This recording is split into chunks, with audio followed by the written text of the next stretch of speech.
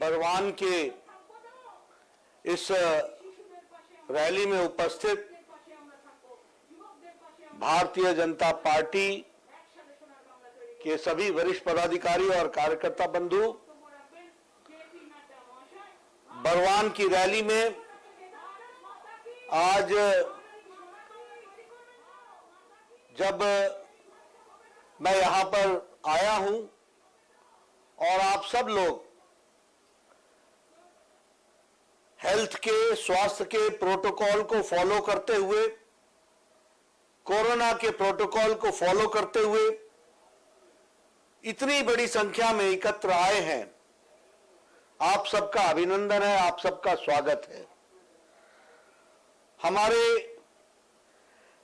बरवान में मां रक्षा काली जी के मंदिर, जय मंगला मंदिर,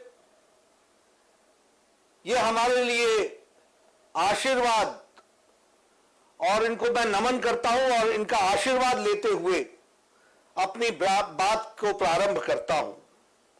हम यहां के स्वतंत्रता सेनानी मास्टर दा सूर्य सेन जी को भी हम नमन करते हैं, और वैसे ही बंकिम चंद्र जी की धरती को भी नमन करते हुए मैं अपनी बात को प्रारंभ करता हूं। मित्रों, जहां तक बंगाल का सवाल है और चुनाव का सवाल है, मैं ये दृढ़ संकल्प के साथ कह सकता हूं कि जो मुझे वातावरण बंगाल में दिखा है, जनता ने ठान लिया है कि वह ममता जी को विदाई नमस्कार देगी और भारतीय जनता पार्टी को स्वागत करने के लिए आतुर है।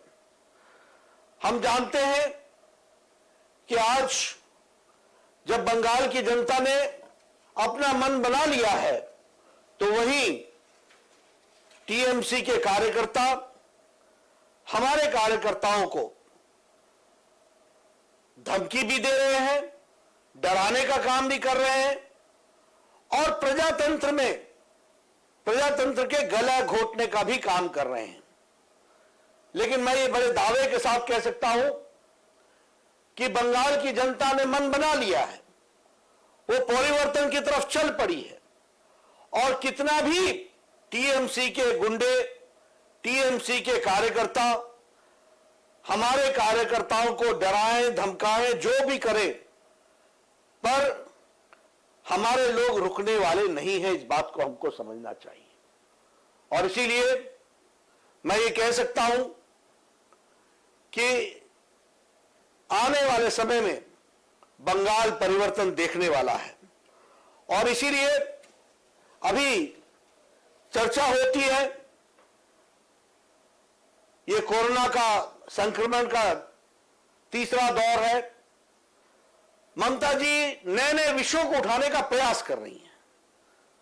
ममता जी ने कहा कि वैक्सीन की कमी है बंगाल में, वैक्सीन चाहिए।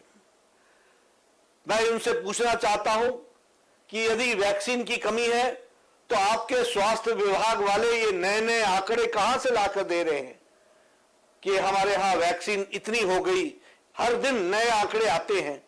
इसका मतलब बंगाल की जनता को वैक्सीन भी मिल रही है और वैक्सीन का सदुपयोग भी कर रहे हैं।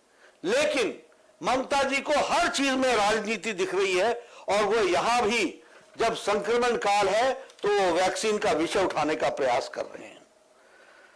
हम जानते हैं कि प्रधानमंत्री मोदी जी ने देश के सभी लोगों को एक परिवार की तरह समझ करके सबकी चिंता करने का प्रयास किया है। हम जानना चाहते हैं कि प्रधानमंत्री जी की मीटिंग में ममता जी क्यों नहीं आती हैं? उनका इतना अहंकार क्यों बढ़ा हुआ है? क्या वो बंगाल के लोगों से उनका अहंकार बढ़ा है? क्या बंगाल के लोगों की चिंता करना उनका काम नहीं है? और क्या जो प्रधानमंत्री जी स्वास्थ्य के दृष्टि से, अन्य दृष्टि से बंगाल की जनता को सुविधा पहुंचाना चाहते हैं, उसके बीच में वो रोड़ा बनकर के क्यों खड़ी होती हैं और फिर राजनीतिक दृष्टि से कहती है कि यहां वैक्सीन नहीं मिल रही है, यहां व्यवस्था नहीं हो रही है। जब प्रधानमंत्री जी बैठक बुलाते हैं तो उसमें वो आती नहीं है। उसमें आने में उनका अहंकार सामने आ जाता है, कोई ना कोई बहाना बना करके बचने का प्रयास करती हैं। मुझे लगता है कि वो समझ चुकी हैं कि आने वाले समय में 2 तारीख के बाद वहां से ममता जी बंगाल का प्रतिनिधित्व नहीं करेंगी। बंगाल का प्रतिनिधित्व बंगाल का बेटा भारतीय जनता पार्टी का कार्यकर्ता करेगा। इस बात को हमको ध्यान में रखना चाहिए। और इसीलिए मैं एक और बात कहना चाहूंगा कि कल ही 3 दिन पहले प्रधानमंत्री जी ने गरीब कल्याण योजना के तहत 80 करोड़ की जनता को 5 किलो गेहूं और 5 किलो अनाज देने का फैसला किया है। यह फैसला बहुत ही सराहनीय है और यह फैसला जमीन पर लोगों को मिलना चाहिए। पिछली बार जिस तरीके से ये चौल चोल की सरकार ने गरीब जनता को देने से इनकार किया था, ऐसे लोगों को घर पे बैठाना जरूरी है। और मई और जून महीने के लिए जो 80 करोड़ की जनता को 5 किलो अनाज देने का फैसला प्रधानमंत्री जी ने किया है और इसके लिए 26,000 करोड़ रुपए खर्च हो रहे हैं, इसका लाभ बंगाल की जनता भी उठाए और बंगाल की जनता को भी उठाना चाहिए। ये मैं आपसे चर्चा भी करता हूं, आपसे निवेदन भी करता हूं और आप लोगों से यह भी चाहता हूं कि आप इसके डिस्ट्रीब्यूशन में अपना पूरा का पूरा योगदान करें ताकि सही लोगों को जो जरूरतमंद है उनको यह चीज मिल सके। इसकी भी हमको चिंता करनी चाहिए। जहां हम बंगाल की सरकार की बात कर रहे हैं, मुझे बड़े दुख के साथ कहना पड़ता है कि ममता जी की सरकार मां, माटी, मानुष इस नाम पर आई थी, लेकिन दुख के साथ यह कहना पड़ता है कि ममता जी ने न मां की चिंता की, न माटी की चिंता की और न ही मानुष की चिंता की। अगर मैं मां की चिंता की चर्चा करूं, कहती है मैं बंगाल की बेटी हूं, मैं बंगाल की दीदी हूं। अरे बंगाल की मां तो शोभा मजुमदार भी थी, बंगाल की माएं तो वो भी थी जो भारतीय जनता पार्टी के 130 कार्यकर्ताओं उनके मां की गोद सूनी हुई। बहनों ने अपने भाई खोया, मां ने अपना बेटा खोया। 130 से ज्यादा जाने गई हैं। और इतना ही नहीं, लॉ एंड ऑर्डर नाम की चीज बंगाल में रही नहीं, प्रशासन नाम की चीज रही नहीं, सुशासन की जगह पर कुशासन रहा और आम आदमी पिसता रहा। यह हालत रही मां की।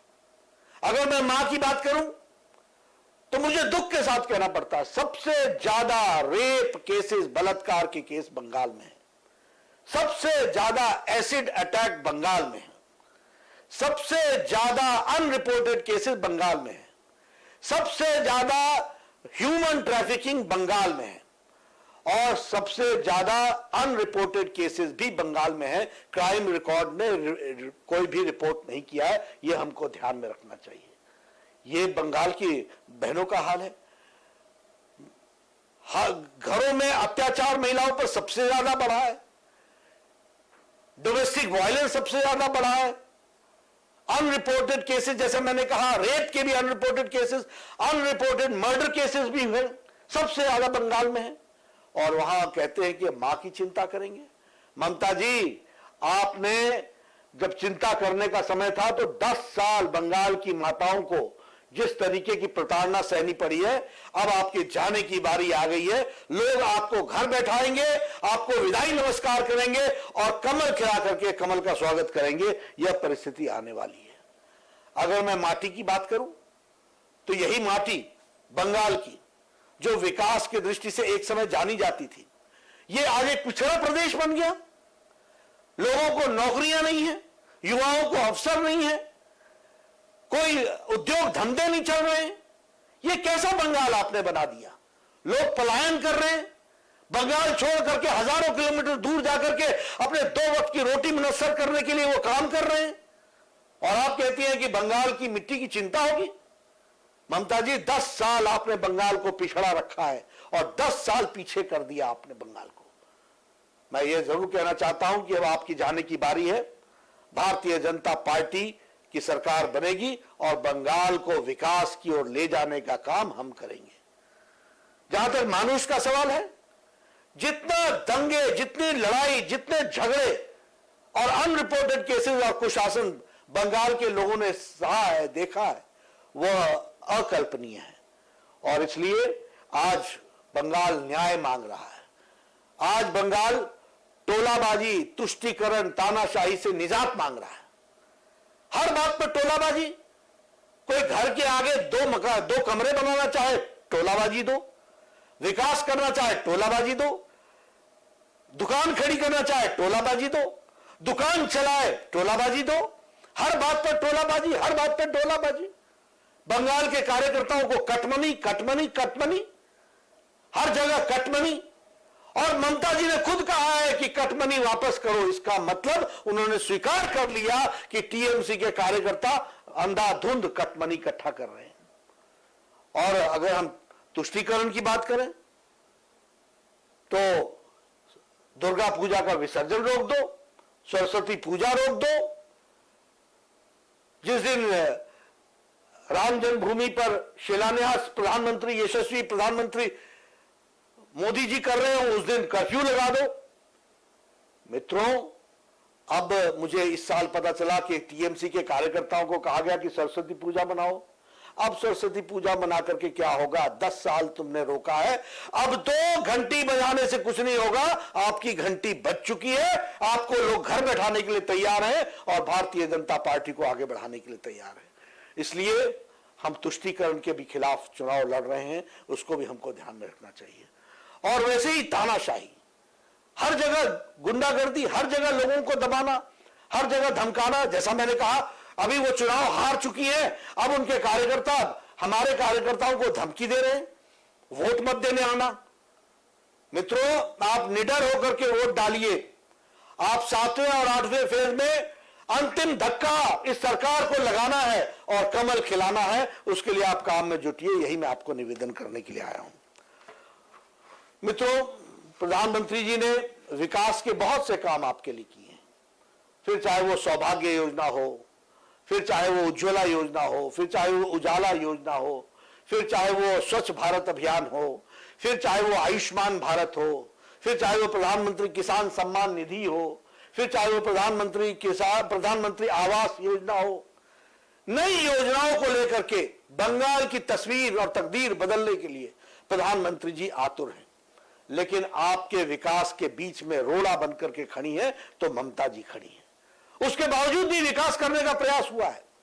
स्वच्छ भारत अभियान में 1 करोड़ 14 लाख लोगों को इज्जत घर देने का काम हुआ है। यह छोटी घटना नहीं है।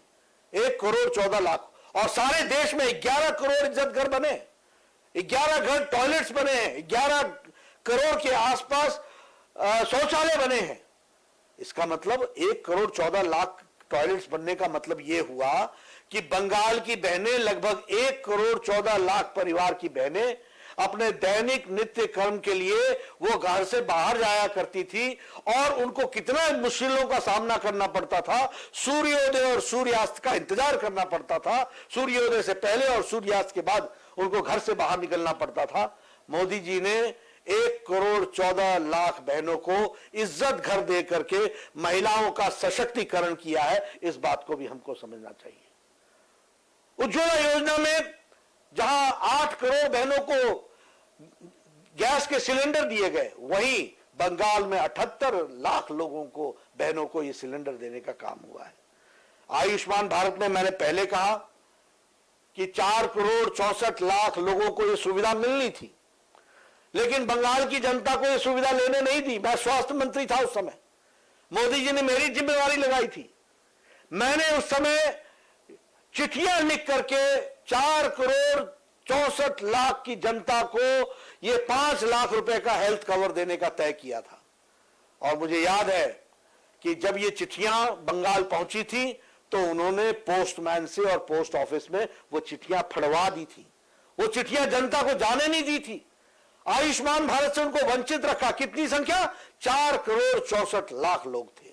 मित्रों, अब 2 तारीख को हमारी सरकार बनेगी और हमारा पहले सरकार का यह फैसला होगा कि 4 करोड़ 64 लाख लोगों को 5 लाख रुपए का हेल्थ कवर सालाना दिया जाएगा, पूरे परिवार को दिया जाएगा। इसकी हम चिंता करेंगे। उसी तरीके से प्रधानमंत्री आवास योजना, घर बनने हैं, 2 करोड़ के आसपास घर बन चुके हैं। हर एक के ऊपर पक्की छत हो, यह मोदी जी का सपना है जिसको हमको पूरा करना है। साफ नलके का पानी घर में पीने के लिए मुयस्सर हो सके, इसकी चिंता करनी है। जल शक्ति मिशन के तहत यह काम करना है।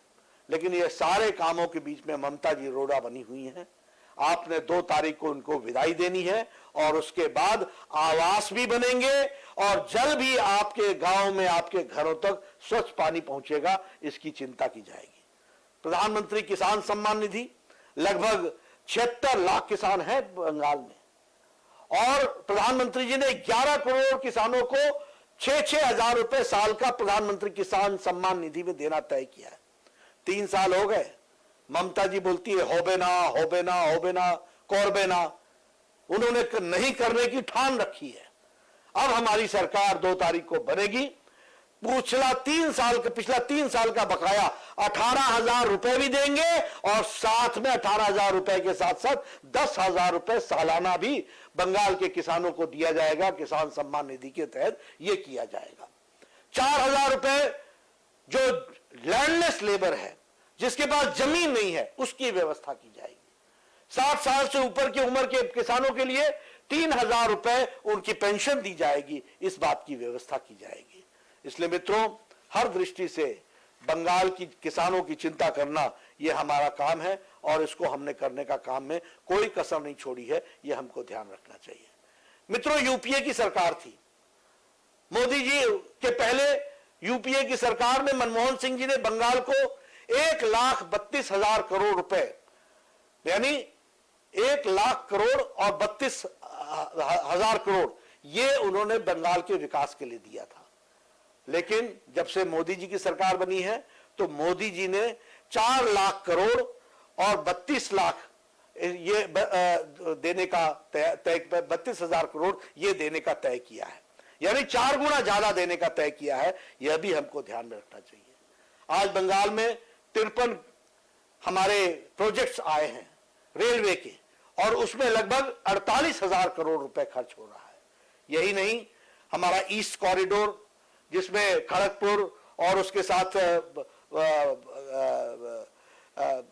उसको जोड़ने का जो प्रयास हुआ है वो भी हम लोग जानते हैं। ईस्ट वेस्ट कॉरिडोर, जिसमें भुसावल से लेकर के दामकुमी तक जोड़ने का प्रयास हुआ है, वो भी हम जानते हैं। हर तरीके से प्रयास हुआ है कि विकास किया जाए। सोलार सेंटर्स बने हैं, मधुग्राम में, न्यू टाउन में और हावड़ा में, तीनों जगह सोलार सेंटर्स बने हैं। इस तरीके से काम को बढ़ाया जा रहा है। और 7 फरवरी को जब प्रधानमंत्री जी आए थे तो उस समय उन्होंने लगभग 4,700 करोड़ रुपए के प्रोजेक्ट्स को सैंक्शन दिया था, और उसी तरीके से जब वो 22 फरवरी को आए तो उन्होंने लगभग 3,000 करोड़ रुपए के प्रोजेक्ट्स को सैंक्शन दिया। ये हम सब लोगों को मालूम है। इसी तरीके से इस साल 675 किलोमीटर की नेशनल हाईवे बनाने के लिए, सिलीगुड़ी से ऊपर तक जोड़ने के लिए 25,000 करोड़ रुपए प्रधानमंत्री जी ने अलग से दिए हैं। लेकिन ये जो सड़क बनेगी सिलीगुड़ी तक, यह तो जमीन पर बनेगी। जमीन देने का काम ममता जी ने किया नहीं। अब हमारी सरकार आएगी, जमीन भी मिलेगी और विकास भी होगा, इस बात को समझना चाहिए। जैसा मैंने कहा कि ईस्ट कॉरिडोर में खड़गपुर से विजयवाड़ा तक और ईस्ट वेस्ट कॉरिडोर में भुसावल, खड़गपुर और दामकुमी तक, ये 3 जगहों को जोड़ने का काम ईस्ट वेस्ट कॉरिडोर में होगा। इसको हम आगे बढ़ाएंगे। और इसके साथ साथ ये जो पेतुआ घाट है, फिशिंग हार्बर यहां पर भी बनेगा, उसकी भी योजना बन चुकी है। और इसके साथ साथ हमारे उत्तर बंगाल में जो चाय के बागान में काम करने वाली महिलाएं हैं, इनके लिए 1 लाख करोड़ रुपए की व्यवस्था की गई है। और इसमें उनकी शिक्षा, स्वास्थ्य, उनका आर्थिक पिछड़ापन दूर करने का, ऐसे सारे बड़े काम को लेकर के हम आगे चलने वाले हैं। जहां तक स्वास्थ्य का सवाल है, हम महिलाओं को, बहनों को फ्री हेल्थ केयर देंगे और इसके साथ साथ पब्लिक ट्रांसपोर्ट में उनकी फ्री आवाजाही की व्यवस्था की जाएगी। उनको आत्मनिर्भर बनाने के लिए 5,000 करोड़ रुपए वुमेन को सेल्फ हेल्प ग्रुप्स में दिया जाएगा। और इसी तरीके से बच्चियों की जब 18 साल की होंगी तो उनको 2 लाख रुपए की आय की व्यवस्था, उनको 2 लाख रुपए की सब आर्थिक व्यवस्था की जाएगी, ताकि वो अपना जीवन ठीक ढंग से यापन भी कर सकें और इज्जत के साथ वो आगे बढ़ सकें। इन योजनाओं को लेकर के हम बढ़ रहे हैं।